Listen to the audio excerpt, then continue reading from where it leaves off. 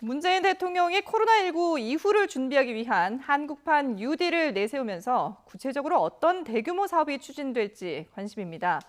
디지털 산업부터 대규모 SOC, 남북 경제 협력이 3대 핵심 축이 될 것으로 보이는데요.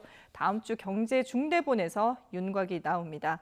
김도원 기자가 전해드립니다. 다섯 번째 비상경제회의에서 문재인 대통령은 한국판 뉴딜을 화두로 꺼냈습니다. 일자리 50만 개 이상을 창출하고 포스트 코로나 시대를 준비하겠다고 밝혔습니다.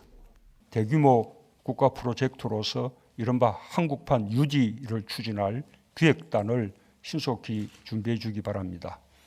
1930년대 미국에서 대공황을 타개하기 위해 추진된 뉴딜 정책은 대규모 건설 사업이었지만 문 대통령이 염두에 둔 건 혁신 성장을 이끌 디지털 산업입니다.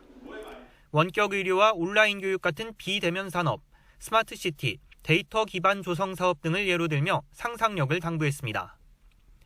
여기에 올해 초부터 문 대통령이 운신의 폭을 넓히겠다고 예고해온 남북 경제 협력도 성사된다면 한국판 뉴딜의 핵심 엔진이 될 것으로 보입니다. 동해 북부선 건설은 그 과정 자체가 우리 경제에 활력을 불어넣을 수 있는 새로운 한반도 뉴딜 사업입니다. 기존 SOC 사업과 디지털 산업의 결합, 지역적 이해관계 때문에 오랫동안 미뤄졌던 대규모 국책사업 재개도 뉴딜 사업으로 거론됩니다. 이해관계 대립으로 미뤄졌던 대규모 국책사업도 신속한 추진으로 위기 국면에서 경제 활력 제고와 일자리 창출에 기여할 수 있기를 바랍니다.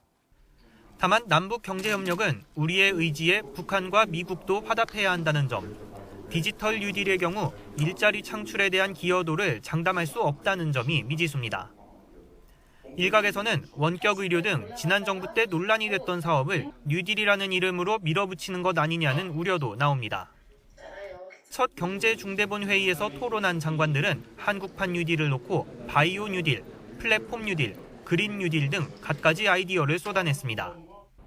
문 대통령이 한국판 뉴딜에 특별한 사명감을 가져달라고 당부한 가운데 다음 주 두 번째 경제 중대본 회의에서 본격적인 추진 방향이 제시될 전망입니다. YTN 김도원입니다.